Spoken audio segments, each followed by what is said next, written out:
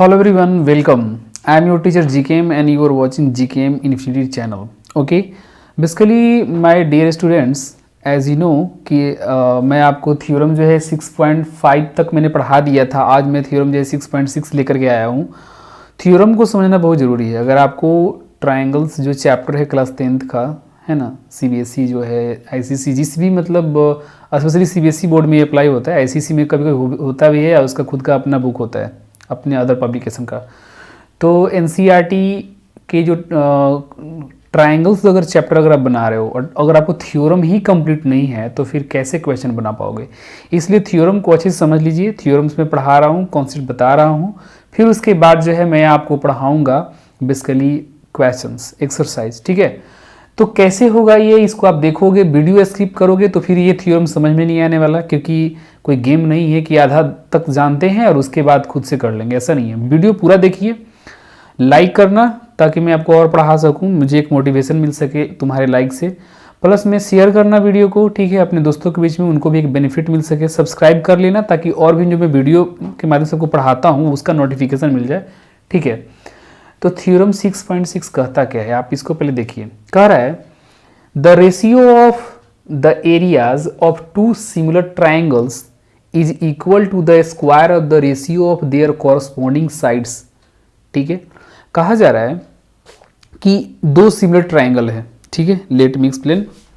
देखो, अगर मान के चलो कि ये दोनों आपको ट्राइंगल दिया हुआ है, ये दोनों ट्राइंगल जो है सिमिलर है, तो ये दोनों ट्राइंगल का जो एरिया होगा, ये दोनों ट्राइंगल सिमिलर है, ये दोनों ट्राइंगल के एरिया का जो रेशियो होगा और उसका जो स्क्वायर करोगे एरिया का, है ना, ये दोनों के एरिया के इस रेशियो का जब स्क्वायर करोगे वो जो वैल्यू होगा बेसिकली वो किसका इक्वल होगा, इसके कॉरस्पॉन्डिंग साइड के रेशियो के स्क्वायर के। मतलब क्या कि इसके नीचे इसको लिखो, मतलब AB/PQ का जो रेशियो होगा और आप उसको स्क्वायर करोगे वो इक्वल होगा इसके एरिया के रेशियो के स्क्वायर के। अगर नहीं समझ में आ रहा है तो मैं 1 by 1 तोड़ रहा हूं। देखो, कह रहा है the ratio of the areas of two similar triangle. कह रहा है क्या, इसके एरिया का स्क्वायर नहीं करना है, ठीक है ना, सिर्फ इसके साइड का स्क्वायर करना है। मैंने यहाँ पे लिखा है, मैं थोड़ा गलत अगर बोल दिया है तो सॉरी इसके लिए। देखो, इसमें ये कह रहा है कि दो सिमिलर ट्रायंगल का जो एरिया का जो रेशियो होगा, मतलब अगर इसका एरिया और इसका एरिया का जो रेशियो होगा वो कह रहा है कि किसके इक्वल होते हैं, is equal to the square of the ratio of their corresponding side, corresponding side के रेशियो के स्क्वायर के। मतलब क्या कि यही चीज में यहाँ प्रूफ करने के लिए लिखा है क्या कि AB/PQ का होल स्क्वायर करोगे या BC/QR, ये BC है और ये QR है, इसके नीचे इसका स्क्वायर करोगे या इसके नीचे इसका स्क्वायर करोगे या AC के नीचे PQ का स्क्वायर करोगे, इसके नीचे इसका स्क्वायर करोगे, इसमें से किसी एक साइड का भी ले सकते हो। मैंने सब इक्वल यहाँ तक डाल रखा है, मैंने सबका वैल्यू एक ही होगा। आप कोई एक रेशियो भी लेके चल सकते हो, इसको और इसको लिखने की आवश्यकता नहीं है, आप इससे भी चल सकते हो। कोई एक साइड से चलो, तो कह रहा है कि आप अगर एक कॉरस्पॉन्डिंग साइड इसको और इसको लोगे तो इसका साइड का रेशियो का जो स्क्वायर हो रहा है वो इक्वल हो रहा है किससे, ये दोनों ट्रायंगल के एरिया के रेशियो से। ये एरिया लिखा हुआ है, शॉर्ट में AR लिखते हैं, पूरा एरिया का स्पेलिंग नहीं लिखते हैं जब ब्रैकेट में लिखते हैं ट्रायंगल को। तो ठीक है, यही यहाँ पे थ्योरम है। आई थिंक आपको ये थ्योरम समझ में आ गया होगा। मैंने इसका थ्योरम ही समझना है कि थ्योरम कह क्या रहा है। ठीक है ना, क्लियर हो गया। अब देखो, यहाँ पे मैंने ये ट्रायंगल जो है ABC और PQR लिया है, तो मैंने यहाँ पे लेट कर लिया है कि लेट ABC एंड सॉरी यहाँ पे एंड होगा, ABC and PQR two triangles. ये दोनों को हम ट्रायंगल ले लिए हैं क्योंकि किसी भी नाम का ट्रायंगल हो सकता है, तो इसलिए मैंने इसको लेट करना पड़ा। गिवन क्या दिया हुआ है, तो आप यहाँ देख सकते हो कि यहाँ पे ये सिमिलर ट्रायंगल दिया हुआ है, तो सिमिलर ट्रायंगल मैंने कर दिया कि ये जो दोनों ट्रायंगल है आपस में सिमिलर है। अब सिमिलर कह देंगे तो जो प्रॉपर्टी ऑफ जो सिमिलरिटी ट्रायंगल है वो अप्लाई करेंगे, इसीलिए मैंने यहाँ पे सिमिलरिटी ये दिखलाया है। अब आप ये देखो कि प्रूफ हमें क्या करना है, तो ये मैंने अभी आपको मैंने समझा दिया है। और जो कंस्ट्रक्शंस वगैरह है वो मैं क्या करूँगा कि AM परपेंडिकुलर BC, मैंने इसलिए नहीं किया था कि कहीं ऐसा ना कि वो फिगर आपको कम्प्लेक्स जैसा लगने लगे इसको समझने के लिए, इसलिए मैंने नहीं किया। तो यहाँ पे AM परपेंडिकुलर BC मतलब क्या हुआ कि यहाँ से जो है आपको एक ऐसे जो है परपेंडिकुलर खींचना है जो 90 डिग्री होना चाहिए, और इधर भी तो 90 डिग्री होगा। फिर यहाँ से आप ऐसे खींचोगे ऐसे करके, और ये जो है सीधा होना चाहिए, और ये हमारा क्या हो गया 90 डिग्री पे है। तो यहाँ पे AM है तो आप यहाँ AM ले लो, और यहाँ पे जो है PN है तो यहाँ पे N ले लो, तो PN हो जाएगा। ठीक है, ओके, यहाँ तक क्लियर है। अब प्रूफ क्या करना है, तो अब आप समझो कि जब अगर यहाँ एरिया मेंशन किया गया है दो ट्रायंगल का, तो हम प्रूफ करेंगे तो दोनों ट्रायंगल का पहले एरिया निकालेंगे, और दोनों ट्रायंगल का एरिया का रेशियो क्या होगा पहले वो करेंगे, फिर आगे हम फर्दर है ना प्रोसीड करने वाले कि कैसे क्या होगा। तो आप यहाँ लिखो area of triangle ABC is equal to क्या होता है, बेस इंटू हाइट होता है कि नहीं होता है। तो जब अगर बेस इंटू हाइट होता है तो बेस हमारा यहाँ पे क्या है BC है, ABC ट्रायंगल में बेस हमारा BC है, तो BC यहाँ लिखोगे, और उसके बाद हमारा जो हाइट है वो AM हो गया, तो मैंने यहाँ पे AM कर दिया।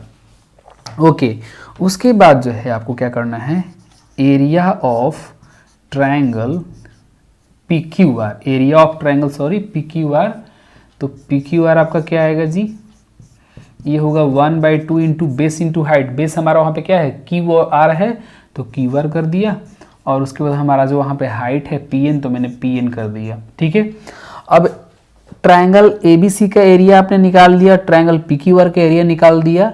यहाँ पे आप देख सकते हो दोनों का आप रेशियो ले लो, मतलब LHS में भी रेशियो लो और RHS में रेशियो लो, फिर देखो कि क्या आता है। मतलब अगर एरिया ऑफ ट्रायंगल अगर ABC and area of triangle अगर तुम PQR लेते हो तो क्या होगा इसमें, बेसिकली ये पूरा डेटा ऊपर का लिखना होगा 1/2 इंटू BC इंटू AM लिखना पड़ेगा। ठीक है, और यहाँ पे 1/2 इंटू QR इंटू PN लिखना पड़ेगा। क्लियर है यहाँ तक? ओके, तो ये 1/2 से ये 1/2 कट जाएगा, और हमारे पास डेटा कुछ ऐसा आएगा BC/QR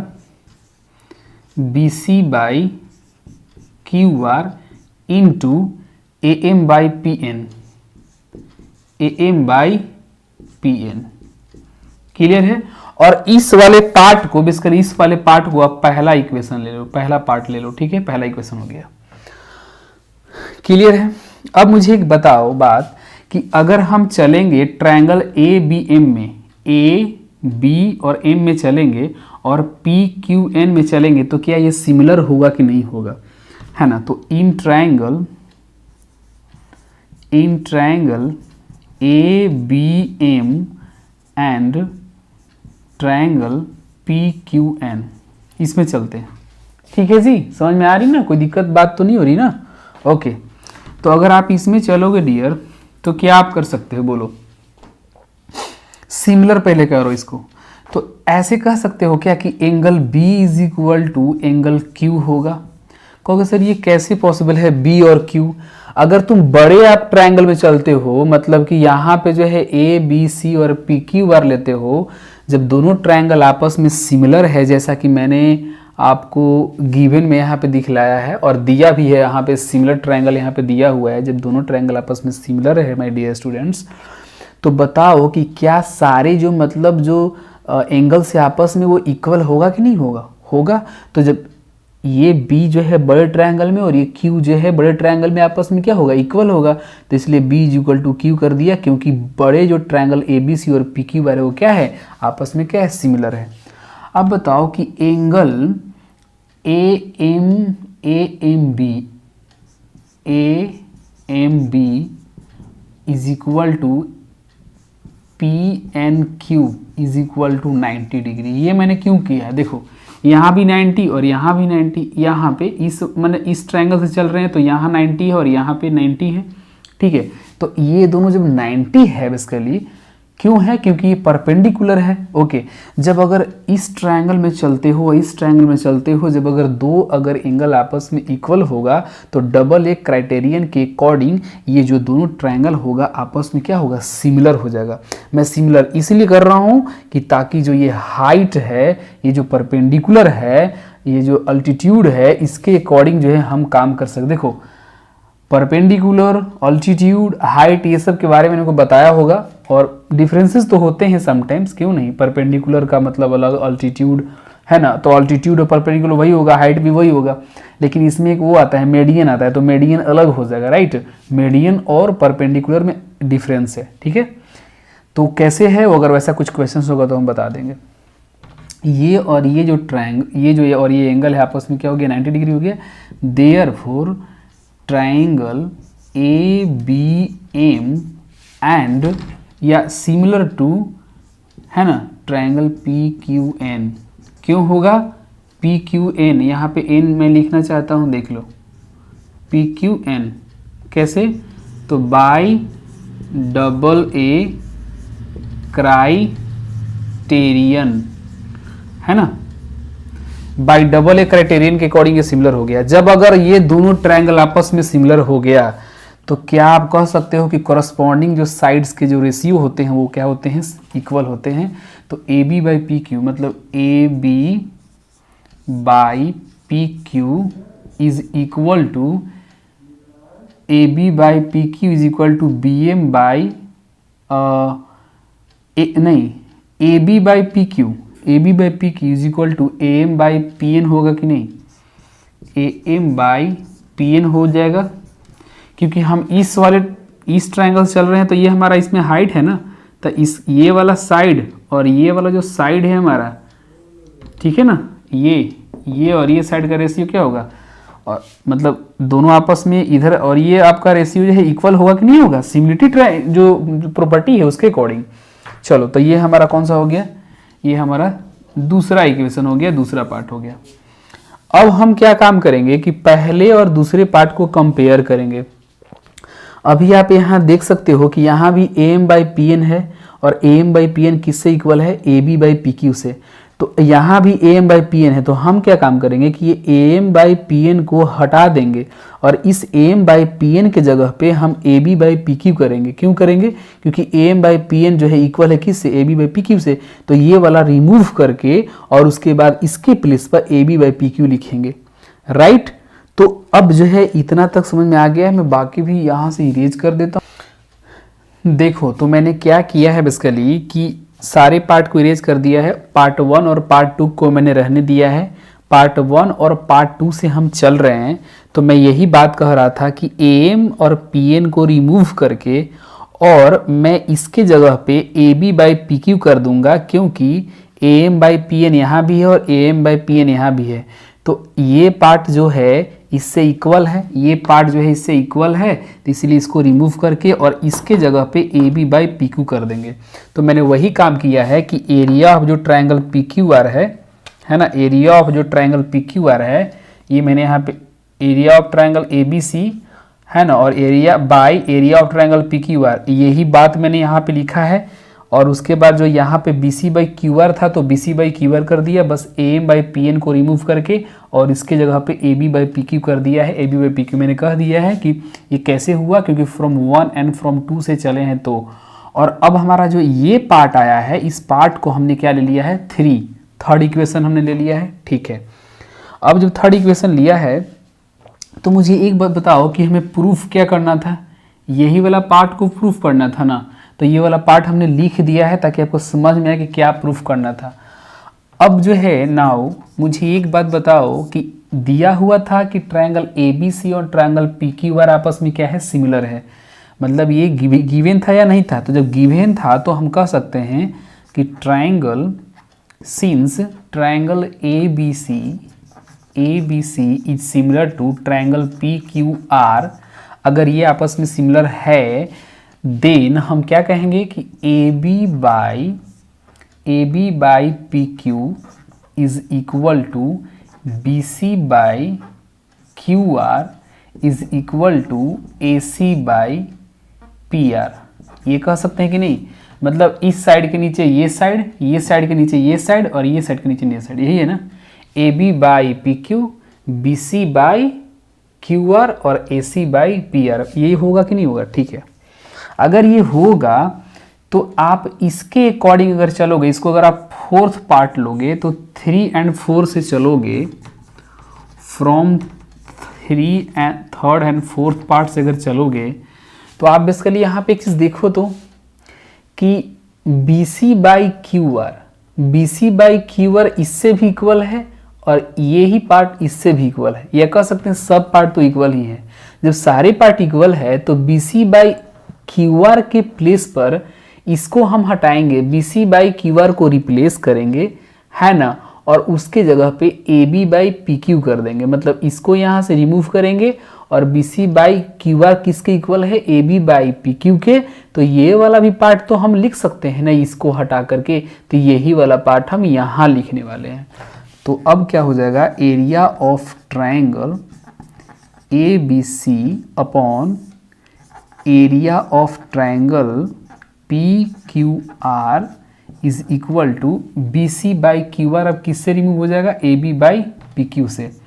तो A B by P Q हमने लिख दिया और उसके बाद इनटू था, और पहले से A B by P Q है, A B by P Q है।